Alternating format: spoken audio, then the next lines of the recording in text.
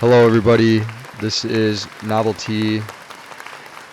I wanted to give out a public service announcement to everybody. Okay, if you go to your local library and you go to the private room and you do not book an appointment online before you go, even if there's no one there, you should not be doing that, okay? You need to make an appointment if you are sitting in the private room in a library. If you don't, the library sheriff will come get you, okay? It's happened to me, and I'm just warning you. The library sheriff will get you. He'll come get you. He'll kick you out. All right, everybody? So remember that.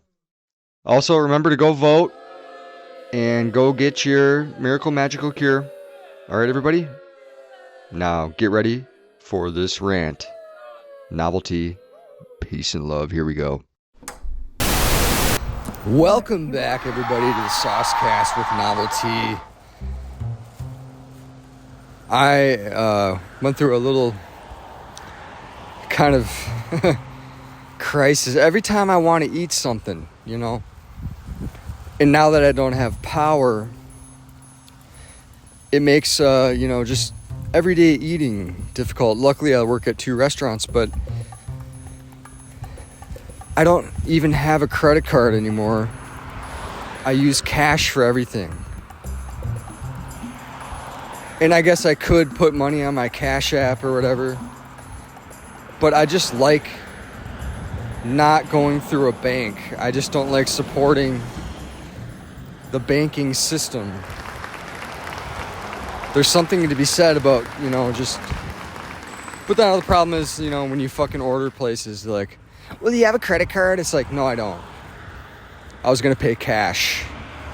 And then it's like, oh, well, we were going to have one of our third-party, supporters help us out. Blah, blah, blah, blah, blah, blah. Fucking $4 delivery fee, all this shit. And I live in a gentrified neighborhood, so there's nowhere to just go eat. Like, I just wanted some fucking tacos or something. Like, this is why I really miss LA. Just get a fucking $1 taco at the food truck. But no, there's nothing around here. So I gotta settle for a fucking ham and cheese sandwich from the gas station. And then I bought some olives. I bought some almonds, just trying to stay healthy. But it's like, goddamn. And then everything is just so fucking expensive now. Well, people are doing it. They love their DoorDash. They love their Uber Eats. Uber Eats. Can you Uber Eats? This fucking eating all this garbage. That's fucking GMO fried. And it's like not fucking good for you. It's all processed plastic shit. And if you don't have power, then if you know how to cook and you don't have power, it's frustrating, But it is what it is. I can still survive, but like I'm not going to be living at my best, what I could be doing. But I guess I just wanted to give a little survival guide for anyone out there who doesn't have power. This is what I do, okay? Hang on one second. I just need to get into my apartment because there's organic portals around me. All right, so here's what I do. First of all, get yourself a cooler. It's gonna suck, you gotta pay extra every day to buy some fucking ice or whatever. Because usually it lasts like a day or two. Bag of ice, not too expensive. Get a cooler, put your soda, your beer, whatever the fuck you drink. If you buy fresh food, put it in there. It won't go bad. I have like it doesn't really fucking matter what kind of cooler you have. And then what I do is I still have running water. Because, like, fortunately, I don't have to pay for water at my place. So, hang on one second. All right. So, if it's the summertime and it gets too hot, crack some windows. It might get a little hotter if you crack the windows. But at least you got some fresh air circulating in. Try to light the place up during the day. Open the windows, blah, blah, blah. Provide natural lighting whenever you can get it. Now, at night is when it gets difficult. So what you're going to do is go to a dollar store. It doesn't matter where it is. Walmart, whatever. I don't really believe in supporting Walmart, but sometimes you just got to fucking do what you got to do. Maybe try to steal it in the self-checkout if you can. Because fuck Walmart. Fuck all these big corporations. What you do is you buy these lights that just take AAA battery, AA batteries, whatever. And you can buy those pretty cheap too. It's like a string light, and that'll light up your house. Just buy some fucking candles. Just buy a flashlight, whatever you need to like see at night. So during the night, you're covered. You're not going to fucking, not be able to see. And then here's another hack you can do. You might get in trouble for it because it might be a tripping hazard, which I kind of got in trouble for once. But at night when no one's around, if you live in an apartment complex, just take an extension cord, plug it into a multi-outlet power strip, and run that in underneath your door into your place, and put a rug over the cord. During the night, you should be fine. You just can't really do it during the day when everyone's walking around in the hallway. If anyone does complain, I don't know. I mean, it depends on where you live, but they're not going to kick you out. They're just going to be like, don't do that again or whatever. The person who complained anyways, a fucking Karen or Kevin, so yeah, fuck them. As long as you're paying rent, you should be fine. Just wear less clothes during the summer. Pretty sure they need to turn the power back on in the winter because it's not safe for people to like not have heat. But if they don't turn it back on during the winter, all you got to do is wear extra clothes, take hot showers if you still have water supply, and try to be out of the house as much as possible. Just go to a friend's house or just try to work more. Get a gym membership. The idea is limiting the time that you're at home so that, you don't have to be there with no internet, no power, no nothing. So go to a library, go to a fucking cafe, go to a bar that has Wi-Fi.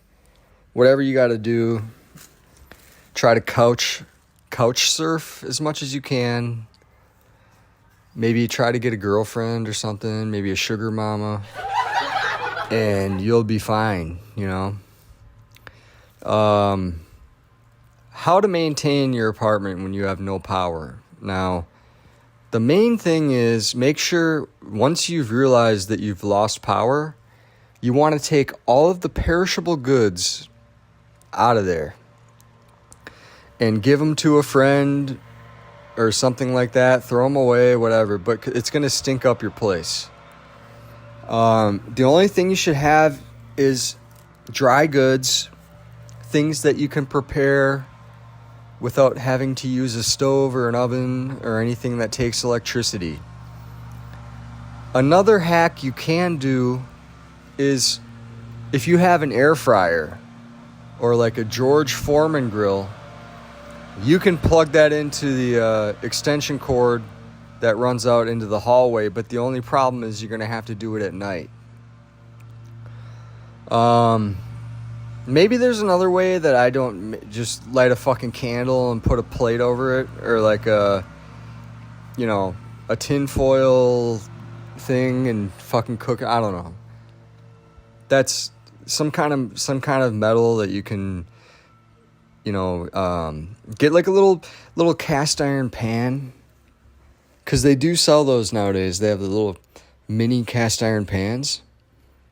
Get one of those, and then just put like a candle or two underneath, and you can cook a meal.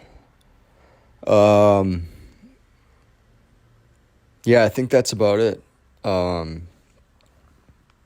If anyone has any other tips for living without power, because we do live in a day and age where, we all know the fucking economy's shit, and they're doing these direct energy weapons. They're doing a lot of things that is very concerning. Another thing I wanted to quickly touch on before I get to my fucking gas station ham sandwich is,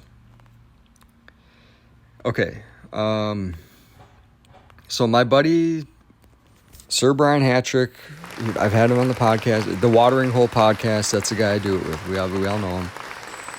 We were talking about the super blue moon tonight, and I'm posting this on, I don't know when I'm going to post it, but I'm recording it on August 30th.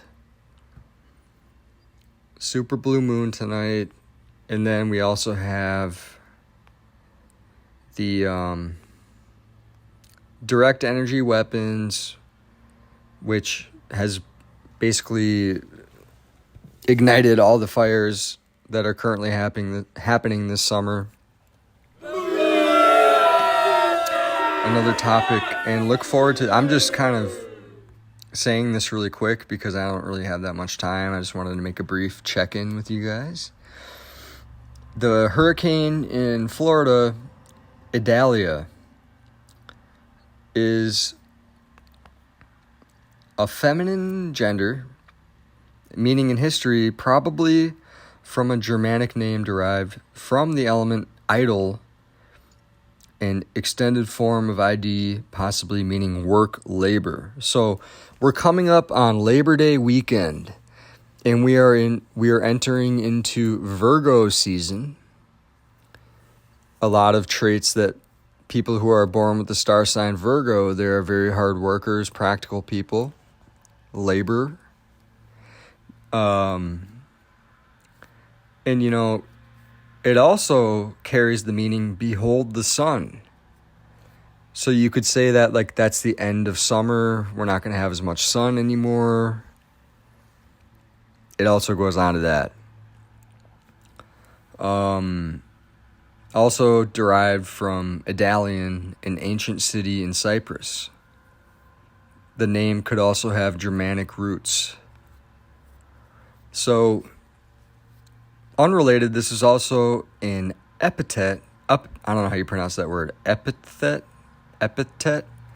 of the Greek goddess Aphrodite, given because the city of Idalion on Cyprus was a center of her cult. So you people think that all these names that they give these hurricanes and these storms are just a coincidence? All I got to say is do your research. Because there's a reason and a timing for all of this. And if anybody knows anything about HAARP, HAARP, it is I'm not an expert on it, but it's basically emitting frequencies that can control the weather. Look up HAARP on Wikipedia. And if anybody has any more information and they want to chime in on this, feel free to email me. My email is always in the description. Always appreciate, anyone reaching out that maybe wants to be on the podcast, I'll even give you my personal phone number and we can talk. That's how real I am about this shit, man. Like, there's so much shit happening right now. I just wanted to wrap it up on one more note. And we're going to be touching on this a lot more on the Watering Hole podcast. So, my buddy Sir Brian Hattrick, as you all know, you all love him, he told me something very interesting today. Basically that, in a nutshell, AI technology has been around since 1975. Or sometime in the 70s. We don't know for sure. And who knows? It could have been around since the beginning of time.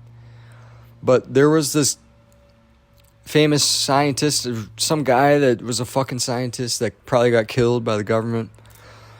He said that anyone that was born after 1975, they were injected with AI or homunculus particles, or, to essentially, this is hard to explain, essentially make them more MK Ultra, and that's a whole nother can of worms. If you people don't know what I'm talking about MK Ultra, do your research.